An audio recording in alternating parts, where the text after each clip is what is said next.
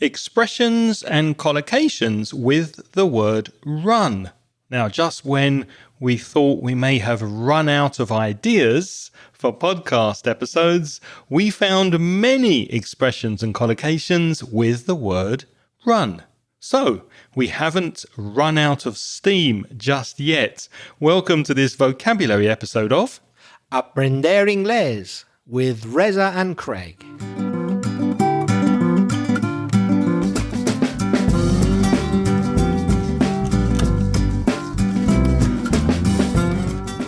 Hello, my good friend. How are you doing today? I'm doing very well. Now, if you're a new listener, you're very, very welcome to the podcast. And if you've come back to listen again, thank you very much. With more than 50 years of teaching between us, we're going to help you improve your English and take it to the next level.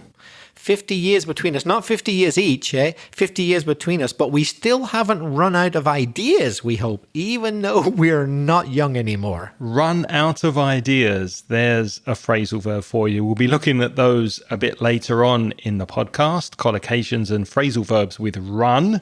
But first we have a voice message from a friend of the show, Walter from Belgium.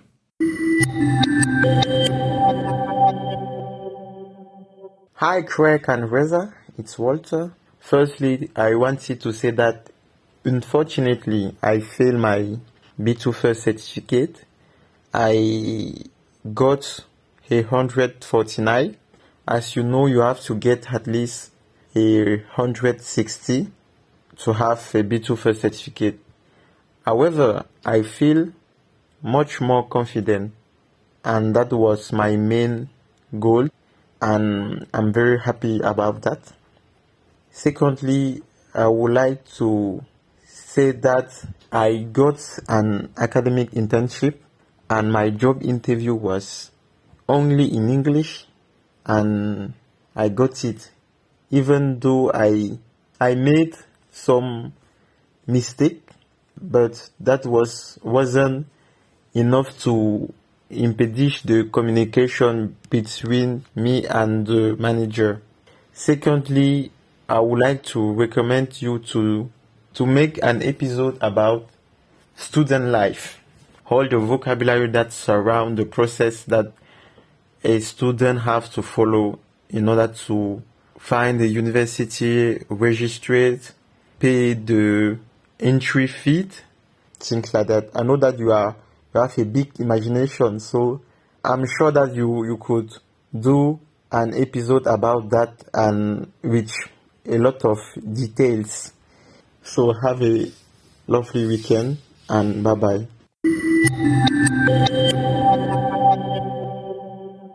Well, thank you, Walter, for your message. We're very sorry that you didn't quite get the exam and get that pass mark, but you do have a very positive attitude, and that's wonderful news that you managed to get that internship and pass that interview. So congratulations on that.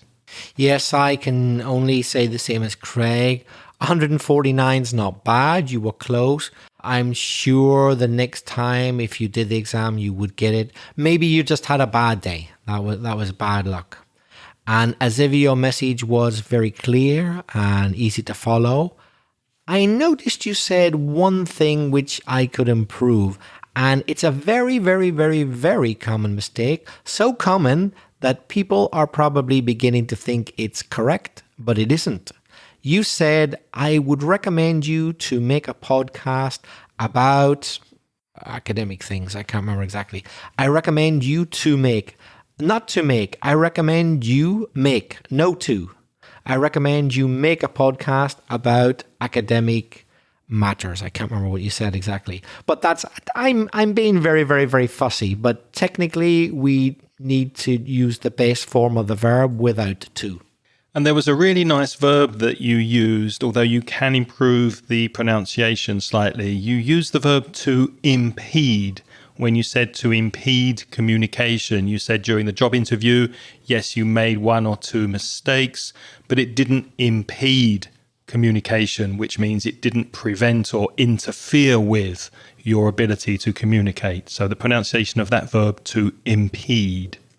We have spoken about academic terms and academic English before, and I think that most of Walter's questions or doubts and vocabulary can be answered in those podcasts. Reza, what do you think? Yes, I think so.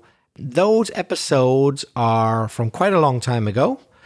We've got academic terms and vocabulary. That was episode 162. So if you go to inglespodcast.com/162, you'll find that episode. Also, episode 87, academic English vocabulary. And then a more recent one, which is related to the topic as well, specifically about homeschooling.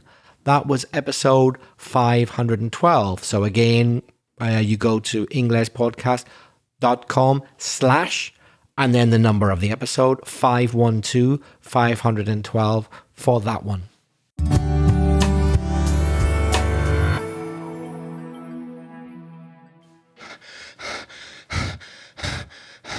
So, Reza, are we ready to start with Yes. run? Sorry, I'm out of breath. I've been running. You've heard of these method actors, Robert De Niro, Al Pacino, preparing for their part in their films. Well, I'm becoming a method podcaster, so I'm preparing to speak about run by running. When was the last time you ran for a bus? This morning. Really? Is that why you were late? Yes. You weren't surprised by my answer at all, were you? I wasn't a bit surprised, no. But you're only 15 minutes late. For me, that's virtually on time.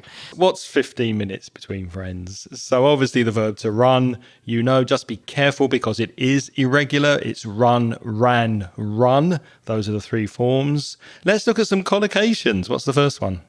A very important collocation is the verb to run plus a business. You run a business. In other words, you manage or direct a business, but it's even more common to collocate it with the verb to run a business. I've been running my own business for 3 years now. I can't believe it's 3 years already. And so far, I haven't run out of students. If you run out of something, it finishes. You have no more. I'm really sorry, Reza, but we've run out of food. There's no food for you today, no lunch for you. We've run out of food. Oh, don't worry, Craig. As long as you've got a few chocolate biscuits, you never run out of them, do you? No, we've always got chocolate. We've always got chocolate biscuits. So to run out of means there's no more left. Run out of beer, run out of milk, run out of bread. It's finished. Now, Craig, when we're recording this podcast, it's October of 2024, but you guys there in cyberspace, you might be listening to it next year in 5 years. That takes me back to the 1980s. Nobody says anymore. Cyberspace. Cyberspace. Wherever and however you're listening to this podcast, I'm sure it's probably not October 2024 anymore. But next month, in November of 2024, there will be the very important American elections. So Kamala Harris and Donald Trump are running for office. They both would like to be the next president of the United States. So if you run for office, that means you present yourself as a candidate in an election. They're both running for office. If you run into someone, you meet them by accident. There's another phrasal verb with the preposition into. You can run into an old friend if you're walking along the street. And you can also physically run into something in your car. I remember when I bought my car, the first week, I put the car in reverse. I backed up, I went backwards, and I ran into a lamppost in my car the first week. That was, not very nice. To run into something physically or to run into a person to meet them by accident. Craig, it could be worse. At least you didn't run a person down in your car, did you? Not yet. Not yet. You haven't done that yet. Hopefully you don't, because that would be a very major thing. If you run someone down in your car, that means that you've hit them and they've fallen. That's to run someone down in your car. Another meaning of run down, if you feel run down, it means you feel exhausted. Like a battery which doesn't have any energy. In fact, you can say that a battery is run down. So if you feel run down, you're like a battery which has run out of energy. In other words, you're exhausted. And notice with these phrasal verbs that sometimes you put the object after the preposition and sometimes before. Sometimes the preposition goes between the verb and the particle. For example, we said that you can run into someone, run into a friend, but Reza said you can run someone down. You can run a dog down. You can run a person down. So there we're separating the phrasal verb, putting the object in the middle. You can also run away from a place. If you're not happy at home, you could run away from home. Or if you see something in the street that's maybe a bit dangerous, you could run away and distance yourself from where it's happening.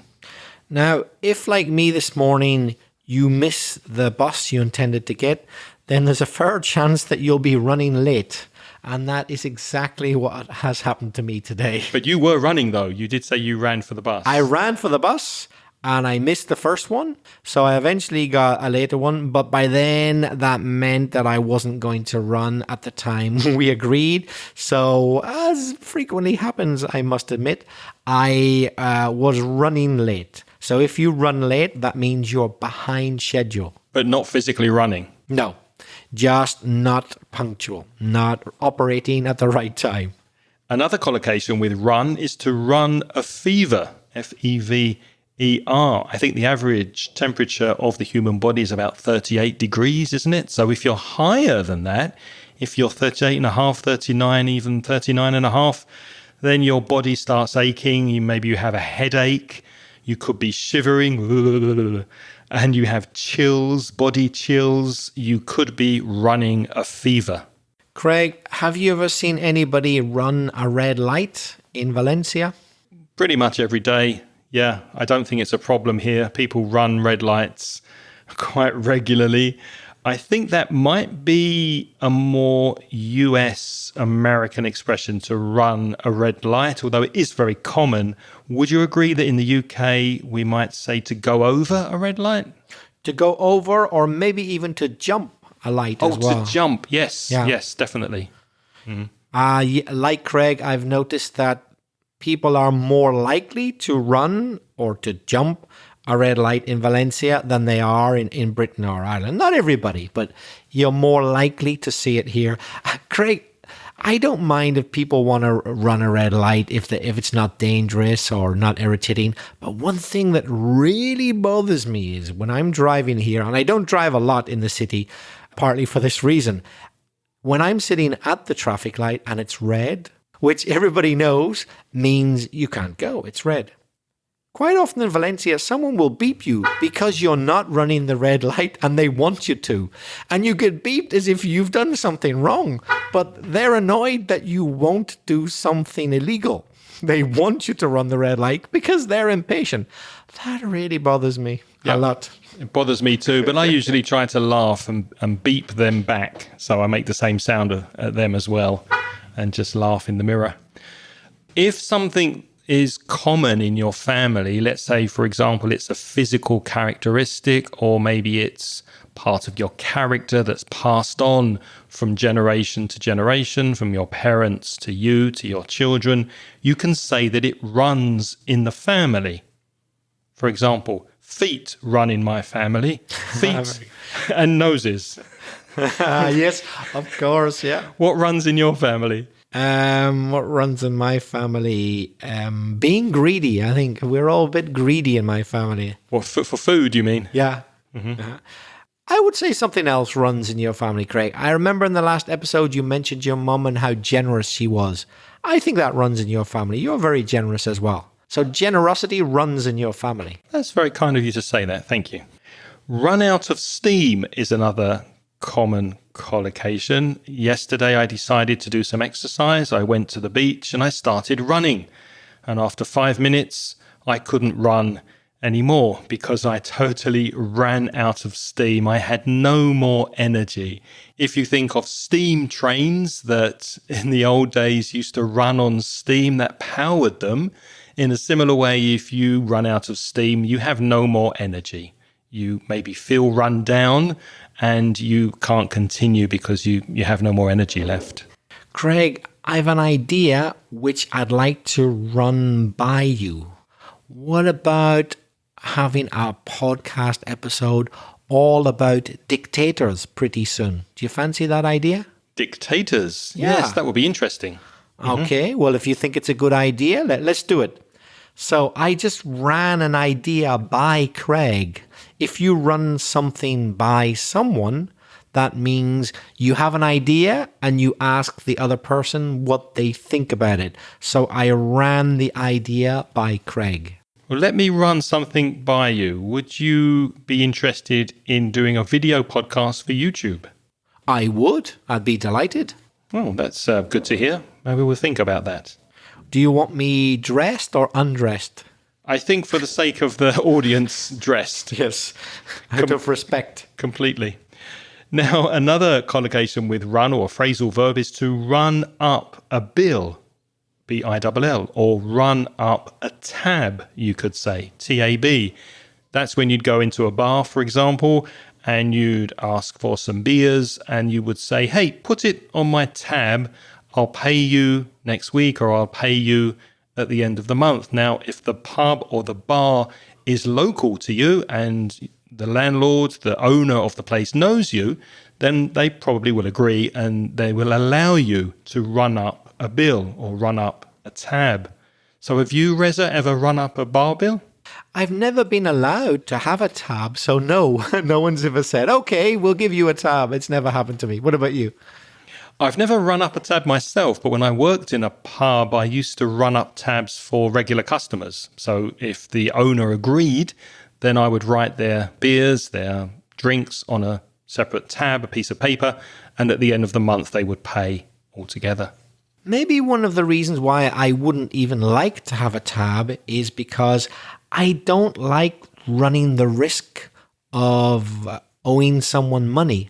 I really dislike it when I owe someone money and I have to pay them back, because the idea of not being able to pay them back really bothers me. It's very important to me. I don't like being in debt to someone and not being able to give them the money that I should have. So I don't even want to run the risk of not being able to pay. So that's why I've never had a tab, I guess. So you run the risk of something. That means you take a chance. And sometimes people don't want to run a risk. That's a very interesting collocation, to run the risk of doing something or run a risk of doing something. More examples, you could run the risk of driving without a seatbelt, which is really dangerous. If there's an accident, you could harm yourself or kill yourself. Or run the risk of using a computer without backing up the data. You run the risk of losing all your photos and your data. Now, we've been using quite a few collocations here. Some are phrasal verbs, a verb plus a preposition, but some are collocations, such as run the risk. Now, the next collocation is a very interesting one, run amok. Amok is spelt A-M-O-K, run amok. And the reason why it's so interesting, I think, is because you'll never, ever, ever hear that word amok in any other situation. It's only used in this collocation. So run amok is a fairly common collocation, but the word amok separately is never used in any other way. It's only used in this collocation. Would you agree, Craig? Yeah, I've never heard it used in other situations. And if you can imagine lots of kids, lots of children at a birthday party with all the sugar, the sugary drinks, the birthday cake, the sweets, the chocolate, so much sugar and excitement, they'll probably run amok. They'll be making lots of noise and running everywhere almost uncontrollably. So yeah, run amok. Craig, would you say that in general in Spain, the trains run on time? Yeah, generally speaking, I think they do. And you mentioned that idea you ran by me earlier on about dictators. That tends to be an excuse for dictatorship, doesn't it? Well, at least the trains run on time. I think they do, generally speaking. I think the trains run on time more in Spain than they do in the UK. So if something runs on time, it's punctual. Another thing is, if things run smoothly, that means that they go according to plan. There are no major incidents or obstacles. Everything is running smoothly. I think, Craig, recording this podcast so far, it's running smoothly. Would you say so? Yeah, so far. Sometimes the neighbours are a bit noisy. We have to rephrase and redo parts of the podcast. But generally speaking, yeah, it's running quite smoothly. If you are in the UK and you're walking around and it's lovely and sunny, which doesn't happen often, it's quite common for the clouds to become dark and then suddenly it starts raining, but raining heavily. There's a downpour. What do? Well, probably you'll run for cover. So the expression to run for cover is to go somewhere where you'll be protected, for example, from the rain, to run for cover.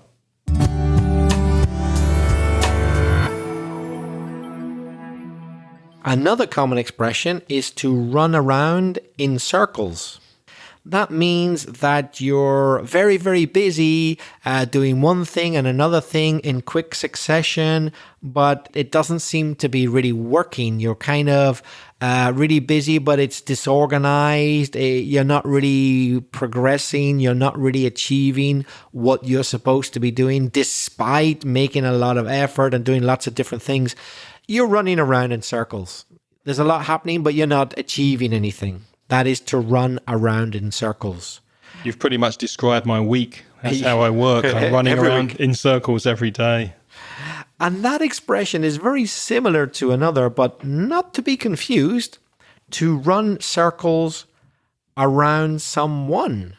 Run around in circles to be very busy but not get anywhere. But if you run circles around a person, that means that you have the upper hand. For example, in a competition, imagine that Real Madrid play the team of a very small village from the middle of nowhere. I imagine Real Madrid will run circles around the little village team. In other words, they will be in complete control. They will completely dominate the situation and they will be in no danger at all of losing control. That is to run circles around the other person or the other side. Another common collocation, and if you work in IT, information technology, I'm sure you'll be aware of this collocation. To run a computer program means to execute it, to click so that it starts working, so that it does something. So it's very common to say, run this antivirus software, for example, or run this software and it will do blah, blah, blah. So to run a computer program is to activate it, or more technically, to execute it. Craig, when was the last time that you ran a bath? The last time I can't remember. Growing up in the UK, we had a bath and we used to run baths regularly. So to run a bath is to fill it with water. But since I've lived in Spain, I haven't had a bath and I've been here 25 years. And even when I've stayed in hotels while traveling and there's been baths in the hotel, I haven't used them. I've just used the shower. So I honestly can't remember last time I ran a bath. What about you? I can remember quite easily. It was in September when I stayed in my mum's house in the United Kingdom, because she doesn't have a shower. If you want to get washed there, you have to run a bath. She's very old school and she doesn't want a shower. So let me ask you this. If you're in a hotel, let's say, and there's a bath and there's also a shower, what would you choose? Would you choose to run a bath or would you choose to have a shower? Nearly always the shower, except occasionally, if it was somewhere really cold and I wanted to relax, I might run a nice hot bath occasionally. It's quite relaxing, isn't it? Yeah. Yeah. But my wife, being Spanish, says, well, you're sitting in your dirt. Well, if you're very dirty, yeah. But if you're showering or having baths every day, you're probably not sitting in your dirt. But I can understand the philosophy behind that. Now, there are some jobs where you need to obviously have a job interview, and then there might be a process that will filter you before you get the offer to accept the position or accept the job. And one part of that could be to run a background check, especially if you're a secret service person working for the government. They will run a background check to make sure you're not working for a foreign power. Or even if you're a school teacher, very often working with young kids, they need to run a background check with the police to make sure you're not a sex offender or anything like that. So that's very common in some professions, to run a background check just to make sure that you don't have a history of crime or something similar. Craig, when you were young, growing up in your parents' house, did your mum run a tight ship? Yes, she did. Now, I didn't live in a ship. I lived in a house. But the expression to run a tight ship means to keep things under control and, for example, to budget things well, meaning know where every penny is being spent in the budget. That could also be said for a company. If a company manager runs a tight ship, then they're very careful how they're allocating funds or spending money inside the company. You're also holding people accountable. So you're making sure that everybody's doing their job. And in my case with my parents, they would make sure that I'm doing my household jobs like tidying my room, etc. So keeping everything in order, keeping control on what's happening around is to run a tight ship. In the old cowboy films, well, even the new cowboy films, in fact, in cowboy films, apparently in those times, in the olden days, if you got on the wrong side of someone, if you really irritated someone, they might run you out of town.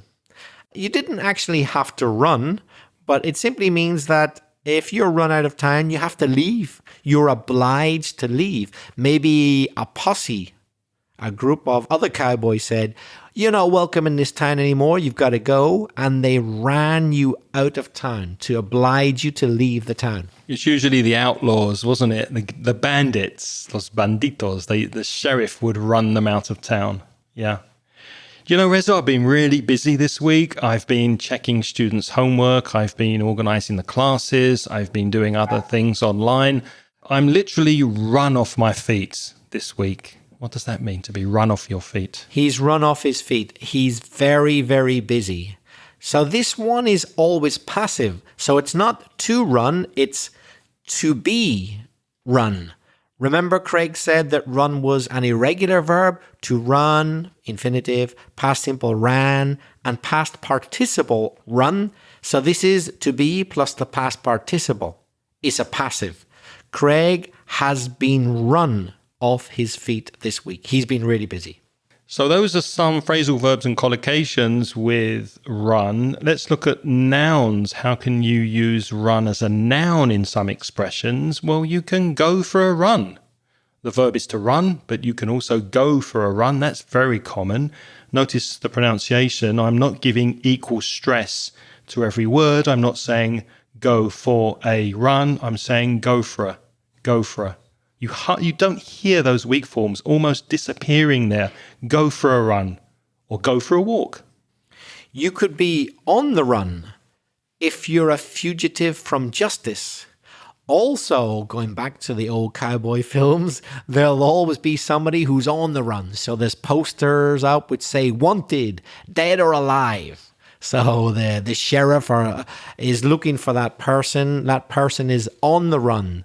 They're trying to avoid being detected by the sheriff or the police. Earlier, I mentioned to run for cover if it starts raining, for example. If it starts to rain heavily and you have no umbrella, maybe you'll run for cover. You can also make a run for somewhere. So there, run is the noun. You're making a run for somewhere. For example, it starts raining and you say to your friend, "Come on, let's make a run for the car." So you run for cover, you make a run for it. A run on the bank is an expression which, sadly, most of our Argentinian listeners will know about. And Lebanese. A run on the bank is whenever there's a financial crisis in a country and basically the banks either lose all their money or it's simply not worth anything anymore. So as Argentinians know, it's happened a couple of times in Argentina when people had money in the bank and either the bank closed and they lost all the money, or the currency was devalued and their savings suddenly weren't worth anything. That is a run on the bank. Another expression is a hit and run. Hit and run. Hit and run. That often happens in a car. You're driving your car and you hit a person and you don't stop. You continue driving. It's illegal. It's against the law. It's horrible when it happens. Someone's injured, but you keep going. You don't stop for the police. You don't stop to see how the person is. It's a hit and run. So a hit and run is a compound word. It's 3 in 1, hit and run, and it's a noun. There's also a compound adjective, and this time it's 4 words in one, run of the mill. Put it together and you get run of the mill as a compound adjective. So it describes something, it's an adjective, which is ordinary. If something is run of the mill, it's not special, it's ordinary. We like to think that our podcast is not run-of-the-mill. We like to think that Aprender Inglés with Rez and Craig is a bit different. We don't want to be run-of-the-mill. But if you think after 10 years it's sounding a bit run-of-the-mill, then please let us know. We'll try to change something. Let us know what you think if the podcasts are getting too repetitive and you have any ideas for a different format. We'd love to hear it.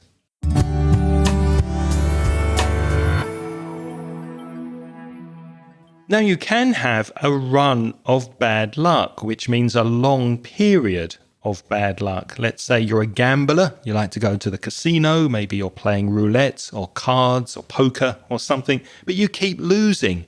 You could say, well, I'm having a run of bad luck. Also, generally speaking in life, if things are not going well for you, if things have been very unlucky in your life, you could also use that expression. I'm having a bit of a run of bad luck lately. I've had a bit of a run of bad luck. As I mentioned earlier, we're recording this in October 2024, and in November 2024, there will be an election in America, and Donald Trump and Kamala Harris are running for office. So at the moment, 4 or 5 weeks before that election, we could say that this is the run-up to the elections. So the run-up to something is the period just before it, getting ready for it. So they're appearing on TV, they're making lots of ads, they're traveling all over the country, they're being very visible because it's the run-up to the election. I don't know if you've noticed, Reza, but recently, before a big world event happens, the run-up to it, there's a lot of negative news about the actual event. For example, the run-up to the World Cup. There were problems in Qatar with the stadiums being finished on time, the illegal immigrants being badly treated. In Paris, the run-up to the Olympics, there were problems with the pollution in the River Seine. There tends to be a lot of negative media coverage when there's a run-up to something important. Have you noticed that? I hadn't thought about it, but now that you pointed out, yeah, it's true. It's true. It's a very modern phenomenon, isn't it? Yeah. Our next expression is to give someone the runaround. Run around. That's one word. Run and around. If you give someone the runaround, you're delaying something. You're delaying a process. You're postponing it. You're putting it off. There's another phrasal verb. To put something off is to postpone it.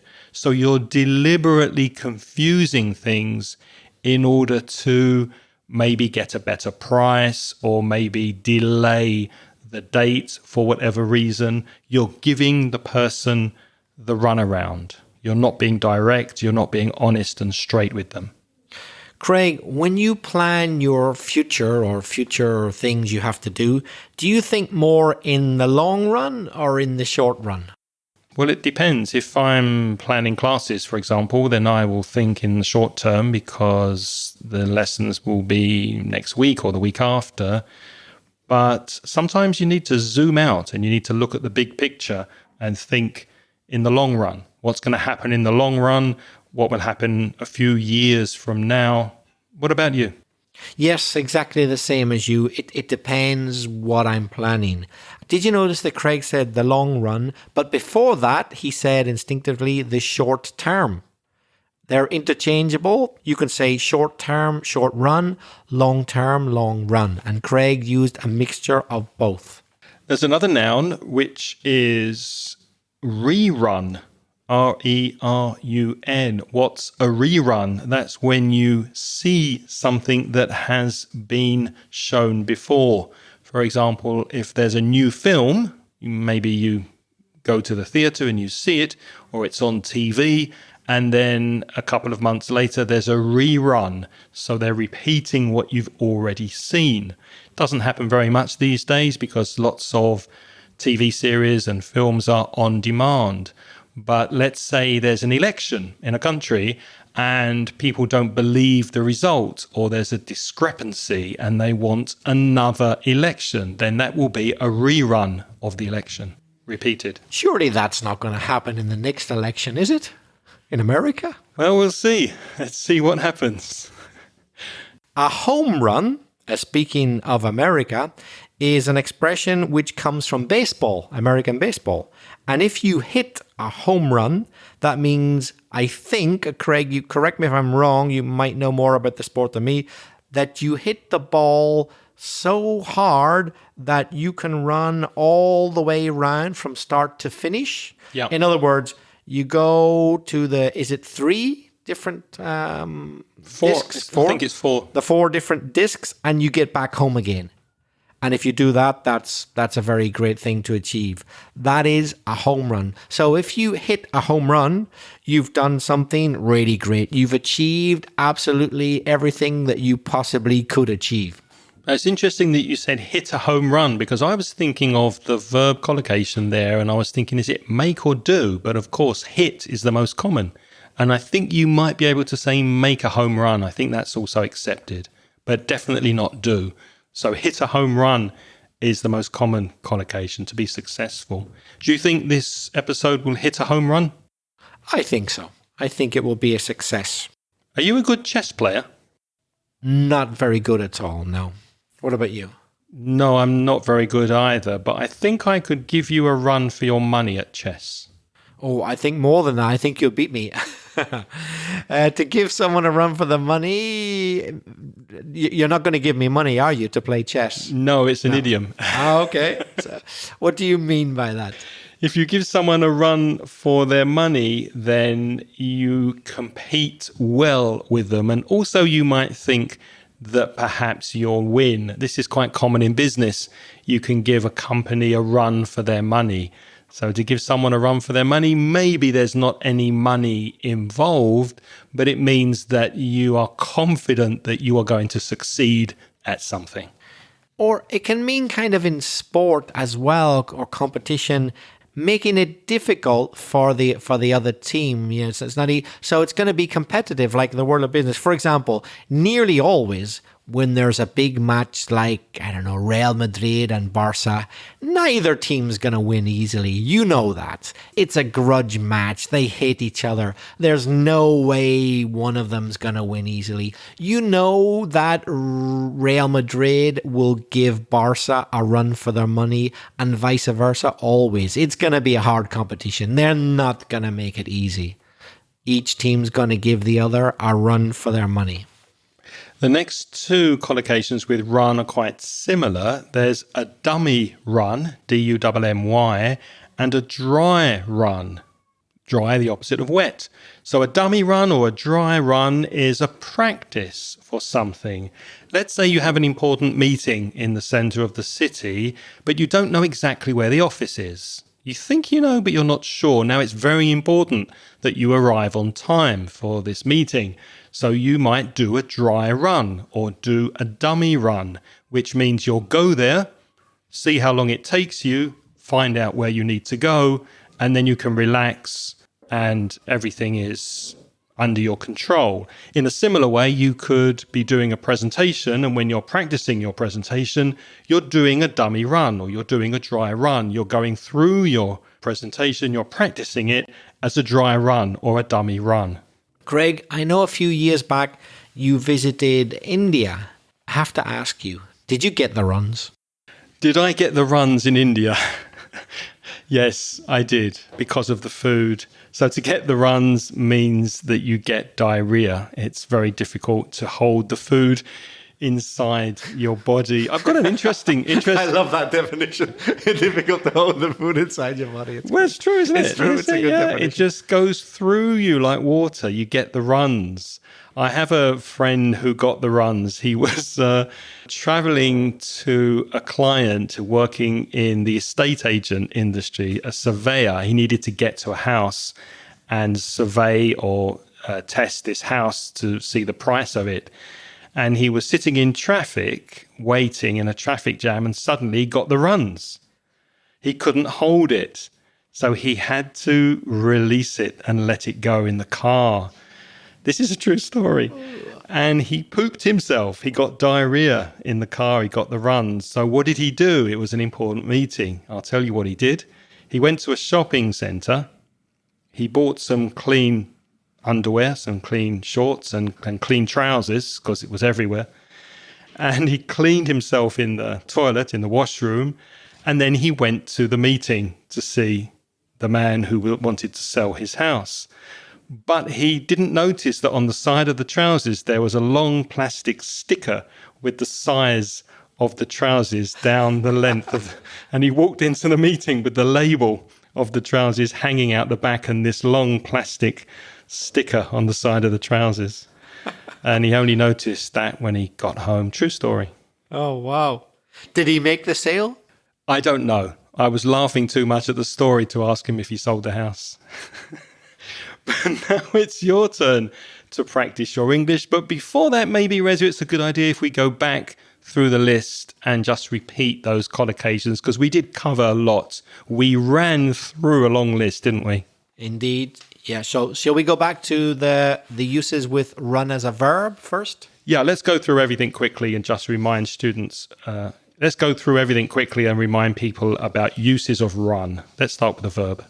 So the verbs we've got: run a business, Run out of, run for office, run into a friend or a lamppost, run down someone in your car or to feel run down, run away from somewhere or from home, run late, run a fever if you're sick, run a red light in your car, run in the family, like my feet, run out of steam, run something by someone, like an idea, for example, run up a bill or run up a tab, run the risk of doing something, run amok, like a crazy gunman firing bullets all over the place.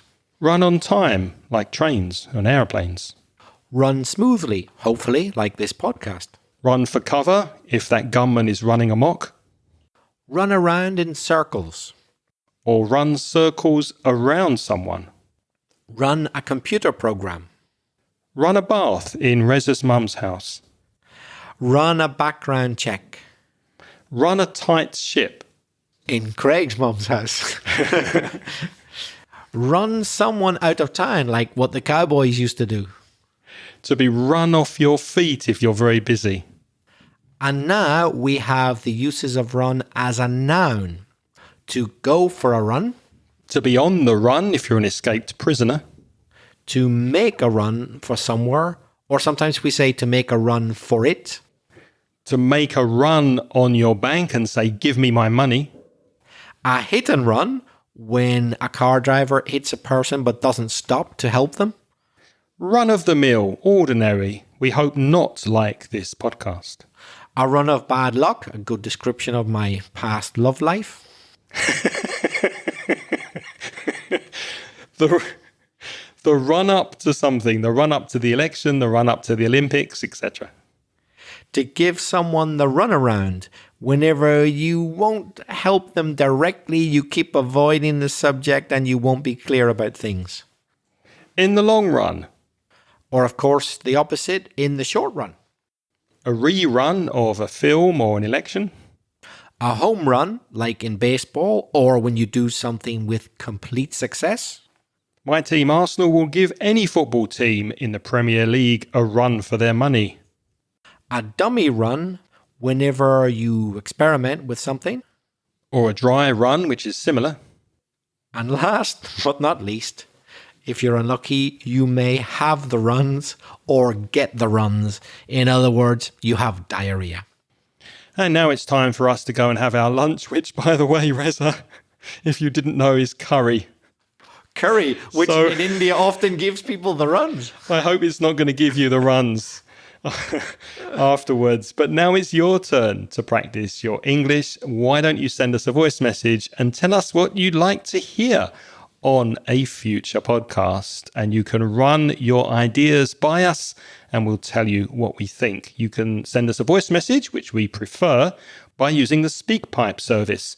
You have 90 seconds to record your message and you need to go to speakpipe.com/Ingles podcast. The link to that and everything else can be found on the webpage, inglespodcast.com/541. Reza, how can people reach us by email?